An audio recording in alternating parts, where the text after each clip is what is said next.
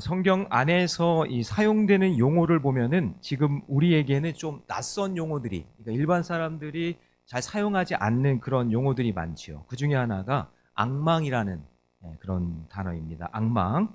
바랄앙자와 기대할 망자로 되어 있는데, 이게 표준 국어 대사전에 보면은 자기의 요구나 희망이 실현되기를 우러러 바라다. 이런 의미가 담겨져 있습니다. 자, 그렇다면 성경 속에서는 이 악망이라는 의미가 무엇일까요? 개역 개정 성경, 여러분 가지고 있는 성경에 악망이라는 단어가 총 11번 나오거든요. 11번. 그런데 우리가 대표적으로 잘 아는 말씀이 아마도 이사야서 40장 31절 말씀일 거예요. 같이 한번 읽어볼까요? 시작. 오직 여호와를 앙망하는 자는 새 힘을 얻으리니 독수리가 날개치며 올라감 같을 것이요 다름박질하여도 곤비하지 아니하겠고 걸어가도 피곤하지 아니하리로다. 이렇게 되어 있죠. 악망.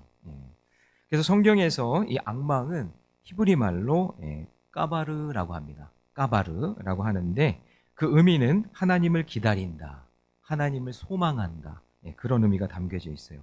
그러니까 성경 속에서 악망의 의미는 세상적인 그런 자기 욕구를 채우는 그런 악망이 아닌 거죠. 자기의 욕구를 채우는 게 아니라 목적이 달라요.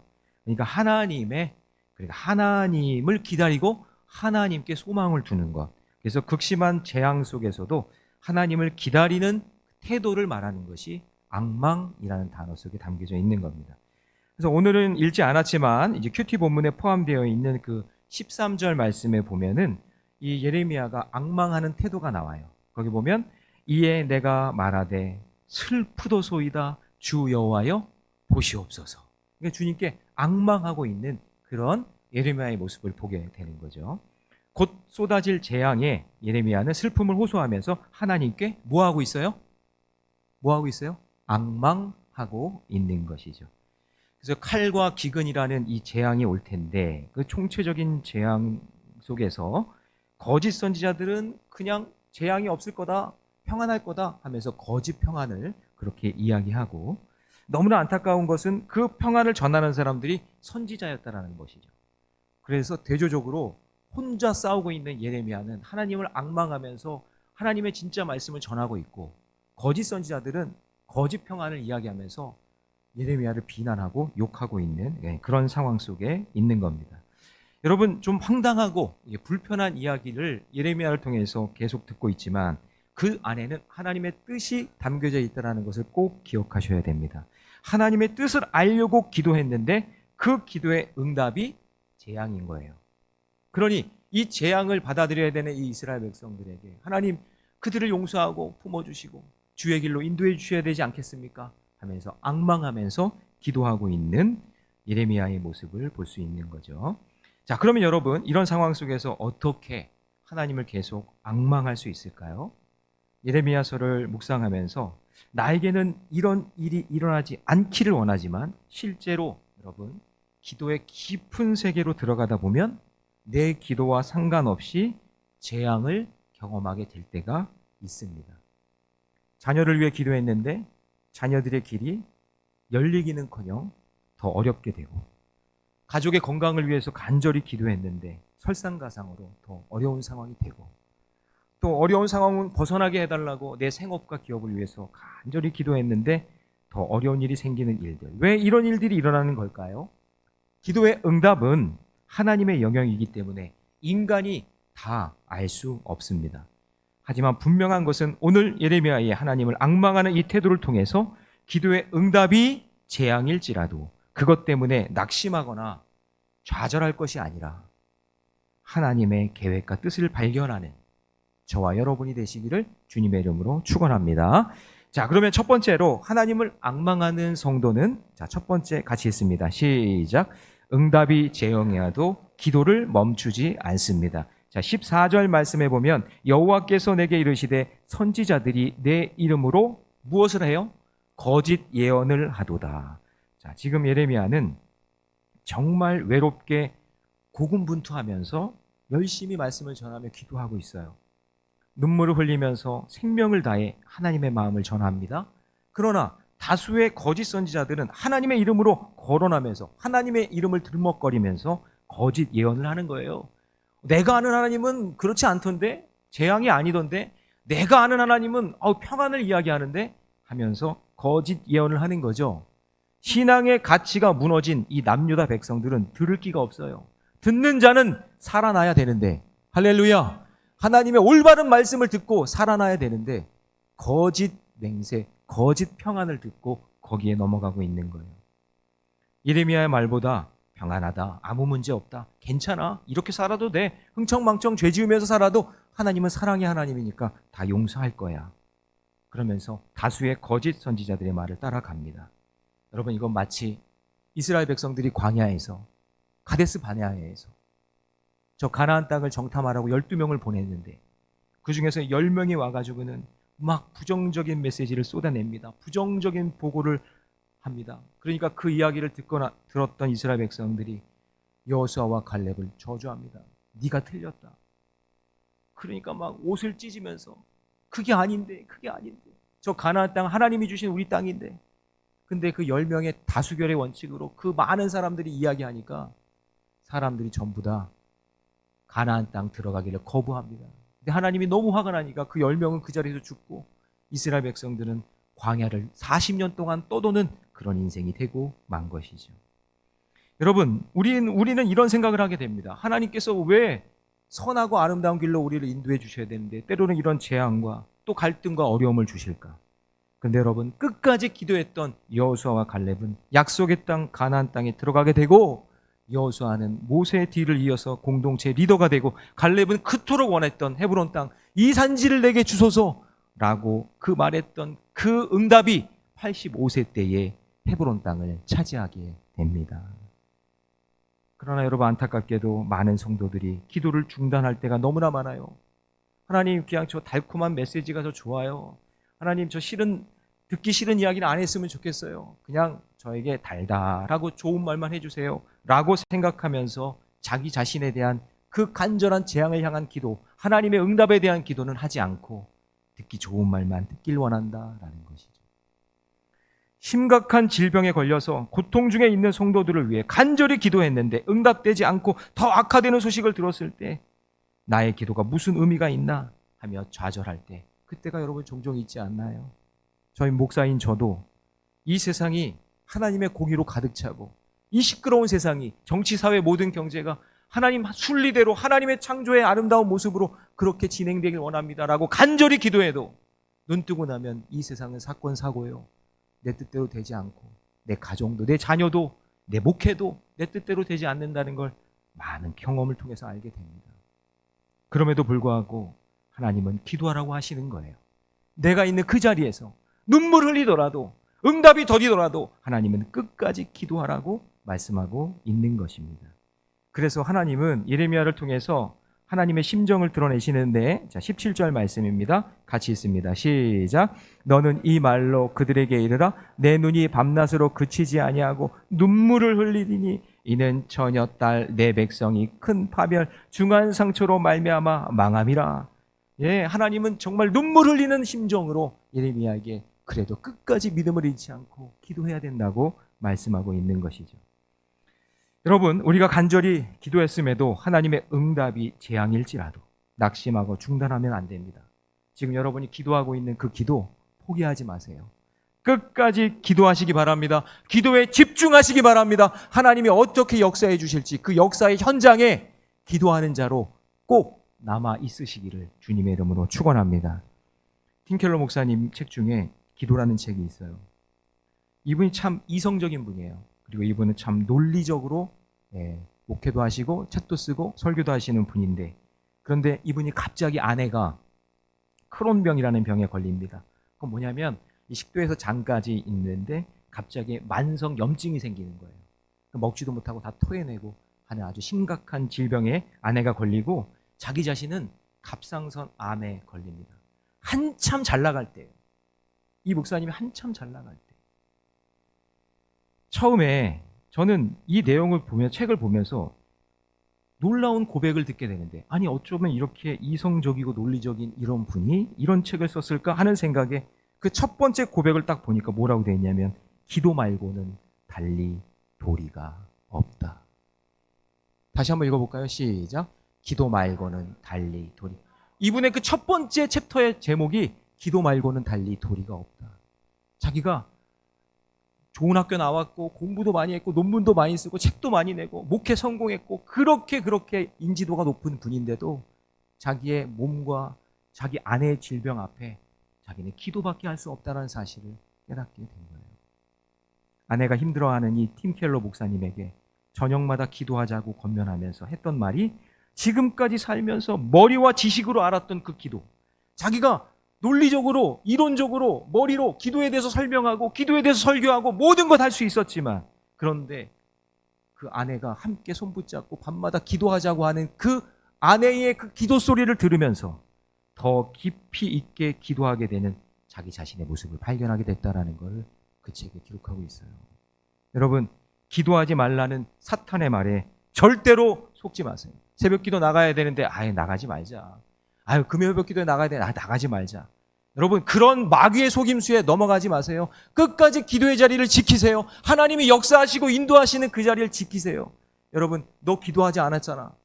너 그때 자녀들을 위해 기도하지 않았잖아. 너 교회를 위해 기도하지 않았잖아. 너 그때 그 아픔과 상처, 그 사람을 위해 기도하지 않았잖아 라고 여러분에게 물어보시면 여러분 뭐라고 대답하실래요? 하나님, 저 그때 기도했는데요. 그 기도의 자리에 있었는데요. 하나님, 간절히 기도했는데요. 여러분, 기도의 자리를 사모하는 저와 여러분 되시기를 축복합니다. 마귀는 계속 얘기해요. 기도해봤자 소용없어. 기도할 시간에 다른 방법을 찾아봐. 돈이나 더 벌어. 가족과도 함께해. TV 보고 너가 여가생활 더 열심히 해.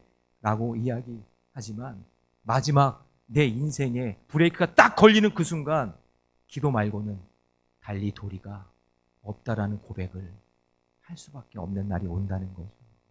여러분, 그러므로 여러분, 우리 사무엘 선지자가 그랬잖아요. 사무엘 선지자가 12장 23절에서 영적 지도자로 있을 때 기도도 사라지고 말씀도 사라진 그 이스라엘 백성들에게 나는 영적 지도자로서 이렇게 고백합니다. 우리 같이 한번 읽어볼까요? 시작. 나는 너희를 위하여 기도하기를 쉬는 죄를 여호와 앞에 결단코 범죄하지 아니하고 선하고 의로운 길을 너희에게 가르칠 것인지. 기도를 쉬는 죄, 기도하지 않고 그냥 쉬고 있는 게 죄라는 거죠. 내가 지금 날마다 기도하고 주님 앞에 나아가 부르짖는 그 기도, 내가 멈추지 않겠다, 그 얘기예요. 여러분, 기도도 안 해보시고 하나님이 안 이루어주셨다, 이것이 응답이 안 됐다, 그렇게 말하지 마시고 기도의 자리에 나오셔야 돼요. 기도하셔야 됩니다. 사랑하는 성도 여러분, 여러분의 기도가 여러분의 뜻대로 되지 않을 수 있으나 여러분의 기도는 반드시 하나님께 상달된다는 사실을 잊지 마시고 하나님이 가장 좋은 때에 가장 좋은 것으로 응답해 주실 줄 믿습니다. 그래서 그 기도의 응답이 재앙으로 다가올 때 기도를 중단하기보다는 오히려 하나님께 매달리며 기도의 자리에 나가는 거예요. 그게 성도의 모습인 줄 믿습니다. 매를 맞더라도 부모님께 매달리는 자녀가 사는 거예요. 미련한 사람은 도망가는 거예요. 미련한 사람은 내 부모가 아니라고 도망치는 거예요. 그거는 사생아예요. 내가 진짜 부모의 자녀라면, 하나님의 자녀라면 끝까지 그 기도의 자리에 있어야 되는 줄 믿습니다. 그런 자리에 사모하는 저와 여러분 되시기를 축원합니다. 두 번째, 하나님을 앙망하는 성도는 같이 읽습니다. 시작. 응답이 재앙이어도 하나님의 말씀을 사모합니다. 자, 여러분 19절 말씀이 중요한데 19절 말씀 같이 읽습니다. 시작. 주께서 유다를 온전히 버리시나이까? 주의 심령이 시온을 싫어하시나이까? 어찌하여 우리를 치시고 치료하지 아니하시나이까? 우리가 평강을 바라도 좋은 것이 없고 치료받기를 기다리나 두려움만 보나이다. 자, 지금 예레미야의 심정을 아시겠죠? 재앙을 준비해 놓고 계신 하나님께 확실한 응답을 듣기 위해서 계속해서 기도하고 있는 거예요. 질문하잖아요, 계속. 버리시나이까? 싫어하시나이까? 아니, 이게 아닙니까, 하나님? 이게 지금 뭡니까? 지금 말씀을 해 주셔야 되지 않겠습니까? 하면서 간절히 기도합니다. 하나님은 지금도 우리에게 말씀하시기 위해 우리의 기도 소리에 귀를 기울이고 계시다는 사실을 잊지 마시기 바랍니다. 어느 정도 귀를 기울이고 계실까요? 요한복음 15장 7절 말씀 같이 있습니다. 시작. 너희가 너의 안에 거하고 내 말이 너희 안에 거하면 무엇이든지 원하는 대로 구하라. 그리하면, 자, 여러분 이 말씀을 잘 보세요. 내가 너희 안에서 말씀하신다, 그 얘기죠. 구하기만 하면 말씀해 주시겠다는 거예요. 그런데 남유다 백성들은 재앙이 온다는 하나님의 말씀을 듣지 않습니다. 아니 여러분, 들어야 상황을 알 거 아니에요. 그냥 무조건 하나님께 부르짖는 게 아니라 하나님의 음성을 들어야 되는데 듣지 않아요. 재앙이 온다는 하나님의 말씀을 듣지 않아요. 행복할 때, 뭐가 잘 될 때, 바쁠 때, 막 분주할 때, 여러분 그럴 때 더 하나님 말씀을 묵상해야 되는 줄 믿습니다. 행복하니까 기도를 안 해요. 뭔가 잘 되면 기도 안 해요. 바쁘니까, 분주하니까 기도 안 해요. 완전히 일 중독에 빠져서 하나님 묵상 제쳐놓고, 기도하는 일 제쳐놓고 그냥 자기 마음대로 이 세상 일에 미친 듯이 그냥 막 자기 마음대로 살아가는 거예요. 여러분, 목회자가 불행해지는 때가 언제냐면 기도하는 시간, 말씀 묵상하는 시간이 일이 되는 순간이에요. 일이 되는 순간. 저도 하나님 앞에서 기도하고 하나님 말씀 듣는 시간이 제가 많아야 되는데 제가 어느 순간 뭐 하고 있냐면 성도 앞에서 보여주려고 기도하고 성도 앞에서 보여주려고 설교하고 있는 거예요. 그러면 목회자는 그게 불행한 거예요. 아무리 잘해도. 사모하는 마음이 아니라 사역하는 일로 생각하는 거예요. 하나님의 말씀 공급이 없이 설교하고 사역을 감당하면 그 자체가 재앙이에요. 엄청난 재앙이 와서 재앙이 아니라 내가 그렇게 하고 있는 게 그게 목회자로서는 재앙이라고요. 여러분, 지금 혹시 거짓 평안에 속고 있지 않습니까? 이제 안정적으로 넉넉하고 힘든 시기 조금 지나갔다고 기도하는 시간, 기도에 참석하는 횟수, 말씀 묵상 시간, 횟수 그거 줄어들면서 아무런 감각 없이 사람들이, 옆에 있는 사람들이 평안하다, 괜찮아, 좋아 하는 말에 속고 있지 않냐는 말이에요. 여러분, 다시 하나님 말씀을 사모하는 마음으로 기도하는 자리로 달려 나오셔야 됩니다. 하나님, 저의 교만함과 완악함을 용서해 주세요. 하나님, 말씀을 듣지 않고 내 마음대로 살았던 거 용서해 주세요. 하나님, 내 머리와 경험만 믿고 사는 것, 하나님 그걸 용서해 주시고 다른 사람 정죄하면서 그렇게 해봤자 소용없다고 이야기하며 살았던 거 주님이 용서해 주세요. 하나님, 이제 재앙 중에라도 하나님 말씀을 사모하며 살겠습니다. 여러분, 이렇게 기도할 수 있는 저와 여러분 되시기를 축복합니다. 그리고 다시 오늘 본문 19절로 다시 보시면 이제 예레미야가 재앙 중에라도 하나님의 말씀을 얼마나 사모했는지를 이제 19절을 보시면 아실 거예요. 자, 다시 한번 그 마음으로 읽어볼까요? 시작. 주께서 유다를 온전히 버리시나이까? 주의 심령이 시온을 싫어하시나이까? 어찌하여 우리를 치시고 치료하지 아니하시나이까? 우리가 평강을 바라도 좋은 것이 없고 치료받기를 기다리나 두려움만 보나이다. 하나님이 그렇게 칭찬하시던 유다와 하나님의 영광이 임한 그 시온을 치료하시지 않으시고 그냥 이대로 방치하시겠습니까? 하나님 그렇게 내 딸, 내 아들 그러면서 귀하게 여겼던 남유다 백성들 아닙니까? 하나님 시온에 영광을 주신다고 했던 그 땅이 시온 땅 아닙니까? 그런데 하나님 지금 이대로 그냥 내버려 두시겠습니까? 예레미야는 남유다 사람들이 다시 회복하도록 시온의 영광이 그 땅에 다시 임하도록 하나님의 말씀을 들려주고 싶었던 거예요. 사랑하는 성도 여러분, 어떻게 해야 성도가 살아납니까? 어떻게 해야 내 인생이 살아납니까? 어떻게 해야 내 가정이 살아납니까? 어떻게 해야 내 일터가 살아납니까?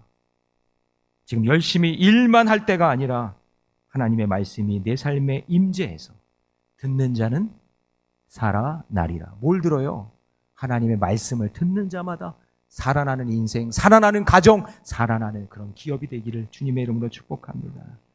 이 무식하고 죄 많은 내가 하나님 안다고 이렇게 얘기하며 교만 떨던 내가 진짜 하나님 말씀을 사모하며 믿음의 길 걸어야 되는데 하나님 일한다고 하고 하나님 사역 감당한다고 하면서 기도하지 않고 말씀 사모하지 않으면 다 소용이 없는 거죠. 그러므로 지금까지 하나님 말씀 무시하고 살았던 것과 말씀이 능력이고 말씀이 일하고 말씀이 소망인 것을 잊고 살았던 것을 여러분, 저도 회개하고 여러분도 회개하시기 바랍니다. 그래야 칼과 기근이 임하는 재앙의 나라도 그런 상황에도 말씀을 사모하며 살 수 있다는 것을 잊지 마시기 바랍니다. 자, 마지막 세 번째는요, 하나님을 앙망하는 성도는요, 같이 있습니다. 시작. 응답이 재앙이어도 공동체 안에서 고난을 해석합니다. 자, 20절 말씀인데 우리 같이 읽습니다. 시작. 여호와여, 우리 악과 우리 조상의 죄악을 인정하나이다. 우리가 주께 범죄하였나이다. 자, 예레미야가 드리는 기도의 특징 중에 하나는요, 모든 것이 연대 책임이 있다 이거예요. 여기서 자, 이 예레미야의 언어가 바뀌어요. 우리라는 말이 3번 강조하고 뒤에도 계속 우리라는 말을 해요. 그러니까 나는 죄가 없는데 누구는 이렇고 누구 때문에 이렇고 너 때문에 이렇고가 아니라 이런 기도가 아니에요. 하나님을 앙망하는 사람은 어떤 죄도 나와 상관이 있다고 여기며 회개하는 자세를 가져야 돼요. 그 사람 때문에가 아니라 그 사람을 위해서 기도하는 거예요. 그 사람의 죄가 보여도, 그 사람의 연약함을 보여도 그 사람을 위해서 기도하는 거예요. 그게 공동체가 해야 될 일인 줄 믿습니다.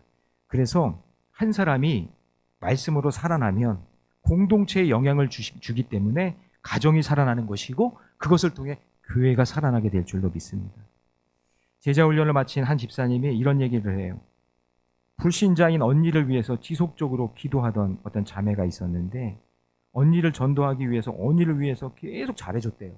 우리 그럴 있잖아요. 여러분 전도 대상자 다 있으시죠?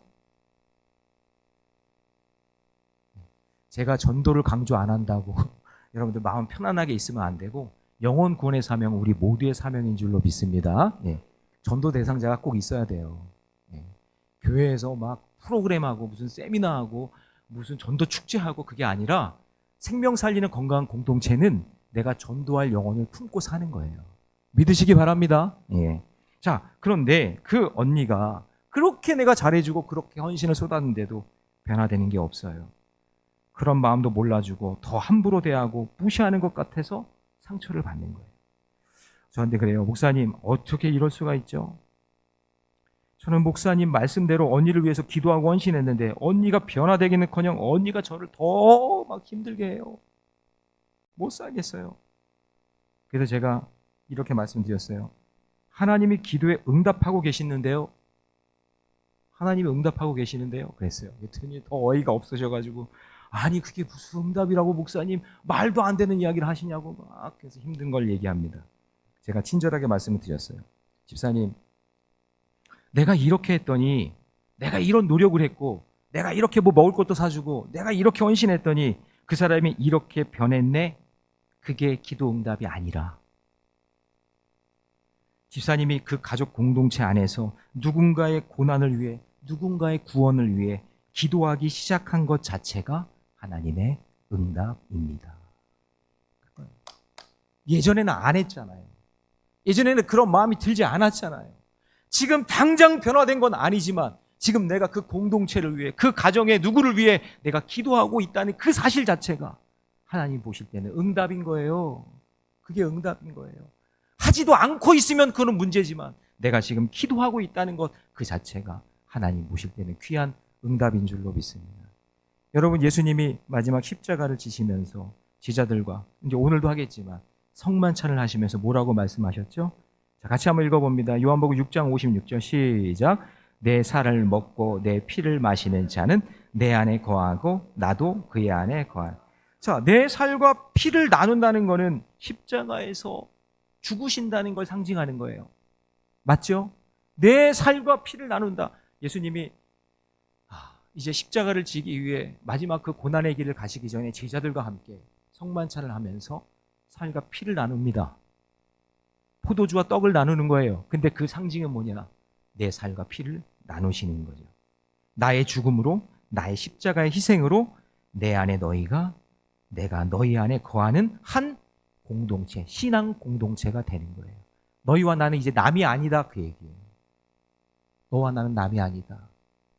그러기에 어떠한 재앙이 온다 할지라도 내게 허락하신 믿음의 공동체 안에서 서로를 위해서 기도하며 말씀 묵상을 통해 고난이 해석되고 사랑의 권면이 이어지고 우리 함께 하나님의 뜻을 알아가는 그런 신앙 공동체가 되라고 예수님께서 우리를 위해 십자가에 죽으신 거예요.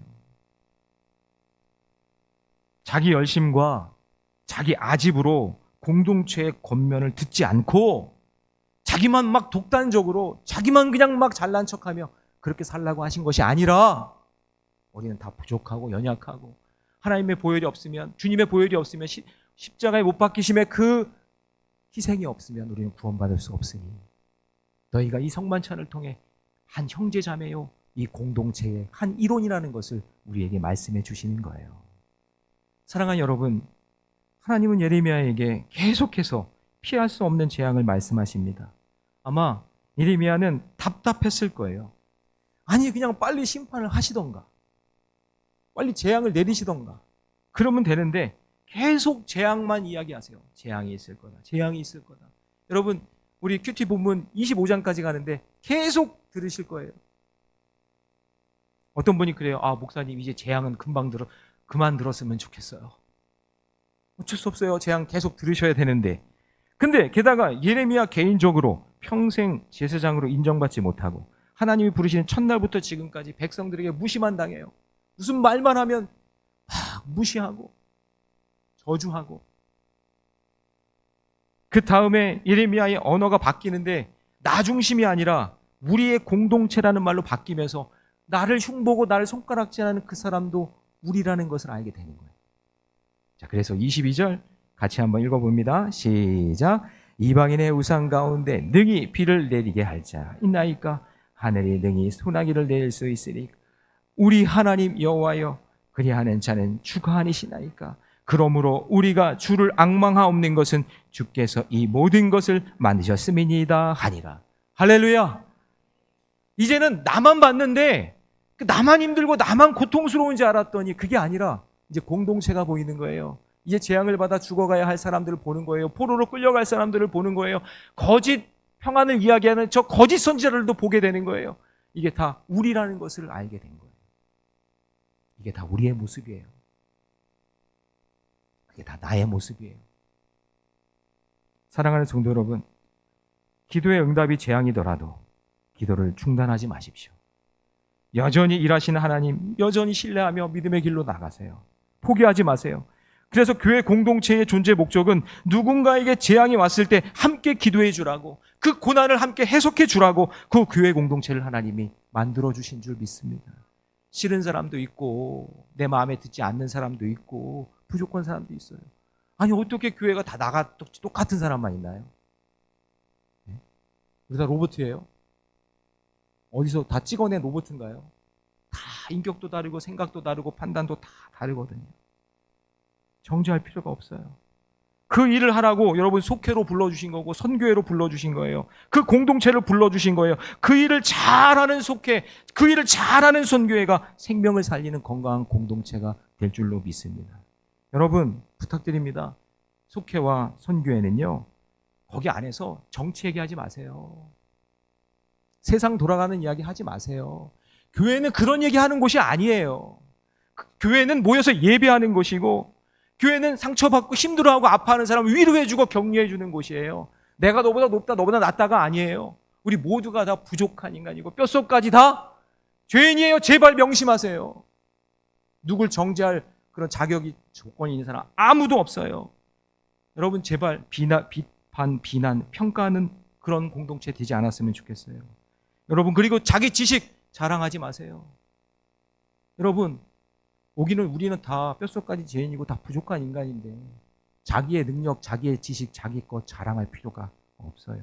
각자의 연약함만 보고 내 죄만 보고 함께 기도하며 하나님의 뜻을 구하면서 고난을 해석하는 곳, 그런 공동체 되기를 주님의 이름으로 부탁을 드립니다. 어제 이제 설교를 준비하는데 한 권사님께서 전화를 주셨어요. 제가 이름은 밝힐 수 없고, 이 권사님은 갑자기 찾아오는 오한, 그리고 때로는 말할 수 없는 온몸의 통증을 가지고 계세요. 그래서 뭘 이렇게 하다가도 날씨나 이런 게 변동이 되면 갑자기 막 몸이 막 으슬으슬 떨리고 막 이렇게 정신이 혼미해지고 하는 그런 질병이 갖고 계셔요. 그래서 제가 이분이 새벽마다 나오시거든요. 하나님께 부르짖고 기도할 제목이 많으셔서 다 부르짖어요. 그러니까 저는 권사님께 드릴 수 있는 선물은 뭐냐면 제가 기도해 드릴 수밖에 없는 거예요. 새벽마다 안수 기도를 해드려요. 하나님 우리 권사님 지켜주세요. 하나님 오가는데, 차 운전하는데 하나님 혼미하지 않도록 하나님 꼭 붙잡아 주시고 건강을 꼭 지켜주세요. 제가 그런 기도하는 거예요. 한 번은 새벽에 마치고 이렇게 있는데 갑자기 정신이 혼미해져서 새벽 예배 중간에 기도하고 있는데, 그래서 119 불러서 간 적도 있고, 또 주중에 또 속회 모임을 하다가 갑자기 그냥 몸에 오한이 와가지고 막, 그래서 제가 집에다가 차로 모셔다 드린 적도 있고. 그냥 여러분, 목사가 하는 일이 기도하는 일, 또 때로는 119도 부르고, 또 때로는 막 차를 몰고 가서 막 이렇게 병원도 가고 하는 그런 사역들을 하는 거예요. 그래서 저는 새벽마다 이 권사님의 머리에 손을 얹고 기도해요. 하나님, 우리 권사님 기력세하지 않게 해주시고, 면역력 떨어지지 않게 해주시고, 오한이 오지 않게 해주시고, 하나님 기도할 때마다 응답하게 해주세요. 그런데 지난주 오늘 장로님도 기도해 주셨지만, 금요일 날 기도하는데 간절히 기도할 때 하나님의 놀라운 큰 은혜를 이 권사님이 경험한 거예요. 막 간절히 기도하고 있는데 너무나 통증이 심할 때는요, 의자에 기댈 수밖에 없는 그런 상황인데 갑자기 허리가 의자에서 탁 떨어지더래요. 그러면서 통증이 사라지면서 시원한 느낌을 받았다는 거예요. 그래서 그 다음날, 이제 어제였죠. 어제 대청소를 해야 되는데 우리 또 이명순 권사님이 대청소 나와서 하자라고 했는데 그렇게 할 마음이 들지가 않은 거예요. 자기 몸은 너무 아프니까. 근데 자기도 모르게 알았다고, 내가 청소하러 나오겠다고, 그래서 열심히 청소했다고 하는 그런 이야기를 저에게 들려주시는 거예요. 그런데 이분이 자기 몸이 회복되고 나니까 생각이 드는 게 뭐냐면, 며칠 전에 전도 대상자, 이분도 이제 전도 대상자 그 동네에 동생이 있었던 거예요. 근데 이 동생이 약간 다리가 불편한데, 이 권사님은 자기 몸도 불편하니까 이 동생, 다리가 불편한 이 동생이 자기에게 매달리거나 의지하는 게 싫은 거예요. 내가 몸이 불편하니까 나를 이렇게 붙잡고 의지하다가 넘어지면 어떡해. 그러니까 자기도 모르게 그 동생이 나를 붙잡을 때 싫은 내색을 한 거예요. 근데 내 몸이 회복되고 하나님의 은혜를 경험하고 나니까 이 권사님이 하시는 말씀이, 목사님, 제가 그 친구를 전도하려고 그렇게 기도하면서 여기까지 왔는데 제가 그 친구에게 언짢게 했나 봐요. 그 친구가 전화를 안 받아요. 그 친구가 제가 말해도 시큰둥해요. 목사님, 제가 그 동생과 회복할 수 있도록 기도해 주세요. 이 권사님 마음속에 그 짧은 순간 친절하게 잡아주지 못한 거, 그 짧은 순간에 딱 잡아주지 못한 거, 그게 죄처럼 싹 지나가면서 생각을 주시는 거예요. 몸이 아플 때는 나밖에 몰랐고 그 친구에 대해 기도해 주지 않았는데, 하나님의 은혜를 회복하고 나니까 그 동생에게 미안한 마음을 하나님이 주신 거죠. 대한 마음. 내 아픔이 너무 힘들었던 이 권사님은 그 동생의 마음을 헤아릴 수 있는 그런 마음이 없었는데, 기도하고 나니까, 하나님의 은혜를 경험하고 나니까, 내가 이 공동체 안에서 내가 그 영혼을 품고 내가 기도하는 이 일이 하나님이 기뻐하시고 감사한 일이구나 라는 것을 깨닫게 된 거예요. 그래서 그 동생에게, 목사님, 저 용서를 구하고 관계도 회복하고 제가 전도하는 데 성공할게요. 그러면서 전화를 끊었어요. 사랑하는 성도 여러분, 기도의 응답이 이루어지지 않는다고 절대 기도를 중단하지 마세요. 기도의 응답이 재앙일 때라도 여전히 하나님은 일하고 계시고 하나님은 우리의 기도를 듣고 계시다는 것을 잊지 마시기 바랍니다. 여러분, 거짓 평안에 속지 마세요. 진실한 기도는 내 마음속에서 하나님과의 고백 속에 나오는 거예요. 다른 사람의 말에 속지 마세요. 나라가 어려운 상황이라고 여러분 나라 불평하고 원망하지 마세요. 가정이 어렵다고 하나님 가정에 누구를 불평하고 원망하지 마세요. 생업이 어렵다고, 내 이 기업이 어렵다고 원망하고 불평하지 마요. 기도 말고 다른 답은 없습니다. 말씀을 듣는 자는 살아납니다. 믿음의 공동체 안에서 회복이 일어납니다. 끓는 가마가 나를 향해 기울여져 있어도 아직 쏟아지지 않았다면, 아니 쏟아진다 할지라도 여러분 기도의 그 자리를 지키시기 바랍니다. 두려워하지 마시고 말씀을 묵상하며 믿음의 길 걸어가시기를 주님의 이름으로 축원합니다.